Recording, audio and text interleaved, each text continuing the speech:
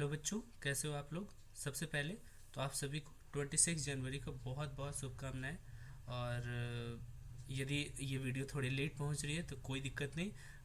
मुझे लगता है रिपब्लिक डे तो और फ्रीडम हम लोग हमें लगता है सब दिन मनाने चाहिए। आज़ादी का एक दिन ना हो, हम लोग सभी दिन के लिए आज़ाद हैं। तो आप सबों को सबसे पहले 26 जनवरी की बहुत बहुत शुभकामनाएं। और यदि आप वीडियो ये लेट देख रहे हैं तो आप सबको राम राम, नमस्कार, सत श्री अकाल। माय डियर स्टूडेंट्स, एक बच्चे ने आज मेरे से क्लास में पूछा, सर कंडीशनल क्या होता है। तो मैंने सोचा इसे एक वीडियो के माध्यम से मेरे सारे स्टूडेंट्स को इंग्लिश में कंडीशनल जानना बहुत ज़रूरी है। तो मुझे लगा इसे शेयर करना चाहिए और मुझे उम्मीद है आप इस वीडियो पर भी बहुत ज़्यादा प्यार दोगे। सबसे पहले तो ये ग्रामर का कॉन्सेप्ट है बच्चों, जो सारे स्टूडेंट्स को सीखना चाहिए, चाहे वो किसी भी क्लास का क्यों ना हो, सीबीएसई, आईसीएसई, किसी भी क्लास का क्यों ना हो। तो इस वीडियो को लास्ट तक देखना। ये वीडियो देखने के बाद आपको सेंटेंसेस, स्टैंडर्ड सेंटेंसेस लिखने में बहुत आसानी होगी, आप ग्रामेटिकल एरर बहुत कम करोगे। तो कंडीशनल्स होते क्या हैं। तो कंडीशन नाम से ही पता चल रहा है बच्चों, कंडीशन। ठीक है, तो कंडीशन का मतलब ही होता है शर्त। ठीक है, और शर्त जब दिया जाता है तो कुछ वर्ड आप हमेशा याद रखिएगा कंडीशन में। सबसे पहले इफ़ रहेगा। ठीक है, फिर आपका वेदर हो सकता है, इफ़, वेदर। फिर आपका अनटिल हो जाएगा जो कंडीशन को बताएगा। फिर आपका अनलेस हो जाएगा। सारे एग्जामिनेशंस में पूछते हैं, कॉम्पिटिटिव एग्जाम्स के लिए भी बहुत ज़रूरी है। ठीक है, तो इस वीडियो को लास्ट तक देखना बच्चों, बहुत इंपॉर्टेंट है ग्रामेटिकल कॉन्सेप्ट ये। If, whether, until, unless. फिर व्हेन, मुझे लगता है हैड प्लस सब्जेक्ट, और हैज प्लस सब्जेक्ट, और हैड प्लस सब्जेक्ट, ये सारे कंडीशनल्स में ही आते हैं। मैं एक छोटा सा एग्जाम्पल हिंदी में समझाने की कोशिश करता हूँ, उसके बाद मैं इसका ट्रांसलेशन इंग्लिश में दूंगा। ठीक है, आप समझने की कोशिश कीजिए। मैं लिखता हूँ, यदि तुम आगरा जाओगे, ये इसका ट्रांसलेशन क्या होगा आप बताना। यदि तुम आगरा जाओगे, और ग्रामेटिकल में सारे बच्चे ग्रामर कॉन्सेप्ट्स में ही पूछेगा, चाहे आप 10th के भी क्यों ना हो, पूछ देगा। यदि तुम आगरा जाओ, ग्रामर ग्रामर के एरर में आता है इसे क्वेश्चन। यदि तुम आगरा जाओगे तो ताजमहल, मेरी हिंदी थोड़ी समझ ही सकते हैं क्योंकि मैं इंग्लिश पढ़ा रहा हूँ तो हिंदी पर उतना फोकस नहीं करता है। यदि तुम आगरा जाओगे तो ताजमहल देखोगे। अब मैं यदि आपसे ये ट्रांसलेशन पूछूं तो बताइए क्या होगा। तो सबसे पहले मैं बताऊं, नॉर्मल बच्चे इसमें समझते हैं दो फ्यूचर टेंस है तो दोनों में हम लोग फ्यूचर टेंस दे देंगे। बट समझना क्या है बच्चों, देखना। सबसे पहले इफ़ देंगे। बहुत सारे बच्चे करते हैं यदि तुम आगरा जाओगे, तो बच्चे करते हैं क्या, इफ़ यू, फ्यूचर टेंस में आगे की है ना, तो if you will go to Agra, comma, यहाँ पर सब्जेक्ट तुम छुपा हुआ, तो तुम ताजमहल देखोगे, you will see the Taj Mahal. आप बताना बच्चों कि इसमें कहाँ पर एरर है, सेंटेंस सही नहीं है। ठीक है, तो कहाँ पर एरर है ये बताना। तो इसका दो कॉन्सेप्ट है। पहला रूल कि कंडीशनल क्या कहता है, खास करके जो भी ये सब कंडीशनल वर्ड्स लग जाते हैं तो अपने साथ आम तौर पर मैं बोल रहा हूँ प्रेजेंट की बात होगी तो ये अपने साथ प्रेजेंट इंडेफिनिट टेंस ही लेकर चलते हैं। और प्रेजेंट इंडेफिनिट टेंस का स्ट्रक्चर होता है बच्चों सब्जेक्ट प्लस V1 और V5 प्लस ऑब्जेक्ट। ठीक है, तो इसका पता है ये सेंटेंस गलत है और इसका आंसर सही आप कमेंट करके बताना क्या आंसर सही होगा। इसका आंसर देखो, इफ़ यू, फ्यूचर टेंस। देखो दूसरे रूल क्या है कि दो बार एक ही सेंटेंस में सेल और विल का यूज नहीं हो सकता, तो हो जाएगा इफ़ यू, और कंडीशनल है ना, इफ़ मतलब कंडीशन शर्त को बता रहा है तो उसके साथ प्रेजेंट इंडेफिनिट देंगे, तो सब्जेक्ट के बाद V1 और V5 देना, तो V1 दे देंगे, if you go to Agra, comma, you will, sorry seen नहीं होगा, you will see the Taj Mahal. और ये सेंटेंस बिल्कुल सही है। तो कंडीशनल्स बहुत सिंपल है बच्चों, जो कंडीशन को बताएगा, शर्त को बताएगा। और इसके बहुत सारे है ना रूल्स हैं, और ख़ास करके इसके जो 3 से 4 रूल्स हैं वो इतने इम्पोर्टेंट है जो कि आपको सभी बच्चे को जानना चाहिए। चलिए, मैं आपसे एक ट्रांसलेशन पूछूं तो बताना इसका क्या होगा। जब वह आएगा तब तब मैं जाऊंगा। कमेंट करके बताना इसका क्या होगा ट्रांसलेशन। जब वह आएगा तब मैं जाऊंगा। तो बच्चे पता है क्या करते हैं, जब का इंग्लिश कर देंगे व्हेन और वह का इंग्लिश करेंगे ही। आएगा फ्यूचर टेंस में तो बच्चे बना देते हैं व्हेन ही विल कम, तब मैं जाऊंगा, कॉमा दे देते हैं आई विल गो या आई शैल गो करते हैं। और ये सेंटेंस सही है, ये गलत है? गलत है। सही क्या होगा बच्चों, इसके साथ कंडीशन है ना जब, तो इसके साथ चाहे हिंदी में कोई भी टेंस क्यों न रहे, लगेगा प्रेजेंट इंडेफिनिट ही। ठीक है बच्चों, तो होगा व्हेन ही कम होगा या कम्स होगा, व्हेन ही कम्स। आई शैल गो या आई विल गो दोनों चलता है, आजकल सारे सब्जेक्ट के साथ विल का यूज होता है, कोई दिक्कत नहीं है। ठीक है। अच्छा, अब इसका रूल चलते हैं अनटिल और अनलेस का। इसमें भी एक रूल है। क्या रूल है, तो वो रूल को या तो लिख लेना कहीं या समझना। यदि अनटिल हो, अनलेस हो, तो ये सारे कंडीशनल है, लेंगे तो प्रेजेंट इंडेफिनिट है। ठीक है, और प्रेजेंट इंडेफिनिट का स्ट्रक्चर होता है सब्जेक्ट प्लस V1 और V5 प्लस ऑब्जेक्ट। लेकिन इसके साथ एक एडिशनल रूल ये है कि इसके साथ कभी भी नॉट का यूज मत करना। क्यों? क्योंकि ये सारे खुद में नेगेटिव है। एक ट्रांसलेशन देते हैं, आप कमेंट करके बताना इसका क्या ट्रांसलेशन होगा। जब तक वह नहीं आएगा, जब तक वह नहीं आएगा तब तक मैं नहीं जाऊंगा। इसका बताइए ट्रांसलेशन क्या होगा बच्चों। जब तक वह नहीं आएगा तब तक मैं नहीं जाऊंगा। तो जब तक वह नहीं, तो मान लो टाइम का है ये शो कर रहा है, तो अनटिल। बच्चे गलती क्या करते हैं, until he will not come होगा, नहीं, until he does not come या until he comes. Until he comes I shall not go. अच्छा, बच्चे गलती कहाँ करते हैं इस कंडीशन में, until he does not come कर देते हैं। प्रेजेंट तो लगाते हैं दिमाग, लेकिन डज नॉट दे देते हैं। क्यों?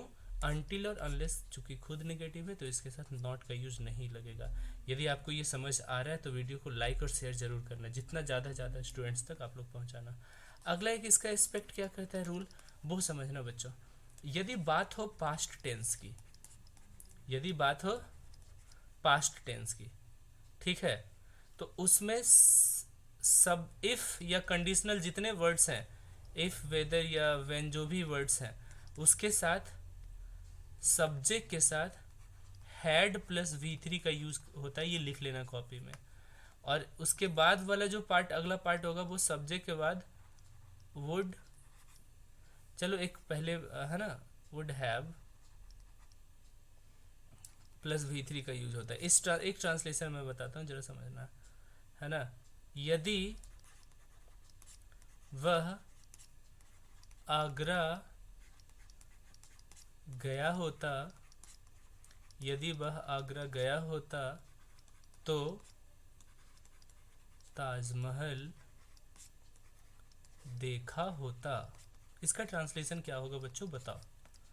इसका होगा गया होता, मतलब बेचारा गया नहीं, इसीलिए ताजमहल देखा भी नहीं। तो ये अब ऐसा नहीं बोल रहे कि यदि वह आगरा जाएगा तो ताजमहल देखेगा, फ्यूचर की बात नहीं हो रही।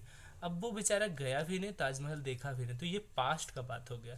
तो ये वाले स्ट्रक्चर को आप लोग फॉलो करना। तो क्या हो जाएगा, इफ ही, सब्जेक्ट के बाद इफ के बाद सब्जेक्ट, सब्जेक्ट के बाद यही इफ और वेदर सारे कंडीशनल्स हैं, सब्जेक्ट के बाद हैड देंगे, तो हो जाएगा इफ ही हैड, फिर V3 gone to Agra, comma, तो वह ताजमहल देखा होता है, ये स्ट्रक्चर लगेगा बच्चों। तो हो जाएगा he would have seen the Taj Mahal. चलो एक और ट्रांसलेशन देते हैं, आप इसको बनाना, और तब मैं समझ जाऊंगा कि आपको ये पास्ट वाला रूल समझ आ गया है। यदि मैं की जगह पर कर देते हैं तुम, यदि तुम मेहनत, सॉरी मेरी हिंदी थोड़ी अच्छी नहीं है, यदि तुम मेहनत किए होते, यदि तुम मेहनत किए होते तो सफलता पाए होते। ठीक है बच्चों, इसका ट्रांसलेशन, तो देखो ये पास्ट की ही बात हो रही है, क्योंकि ना उसने मेहनत किया और ना ही सफलता पाया, तो पास्ट की बात होगी तो ये स्ट्रक्चर लगेगा, कहीं कॉपी में लिख लेना, बहुत इंपॉर्टेंट है, हर जगह कंपटीशन में भी, सारी क्लासेस में ग्रामेटिकल एरर्स में पूछते हैं, ठीक है। तो आंसर बताइए क्या होगा कमेंट करके।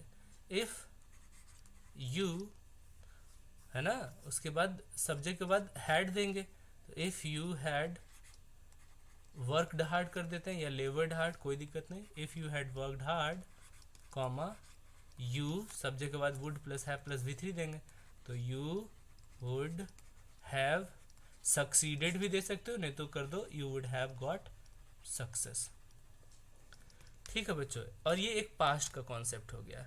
एक और कॉन्सेप्ट है जो मुझे लगता है मेरे सारे बच्चों को ये जानना चाहिए, और वो है बहुत इंपॉर्टेंट कॉन्सेप्ट है, कि यदि कोई फॉल्स इमेजिनेशन हो, कॉपी में हो सकता है तो ये लिख लो, कोई भी फॉल्स इमेजिनेशन हो, फॉल्स इमेजिनेशन का मतलब एक झूठी सोच, झूठी कल्पना, तो सारे सब्जेक्ट, चाहे वो सिंगुलर हो या प्लूरल हो, सारे सब्जेक्ट्स के साथ वर्ब का यूज होता है।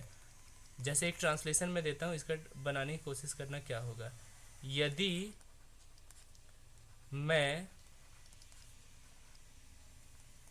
प्रधानमंत्री होता, यदि मैं प्रधानमंत्री होता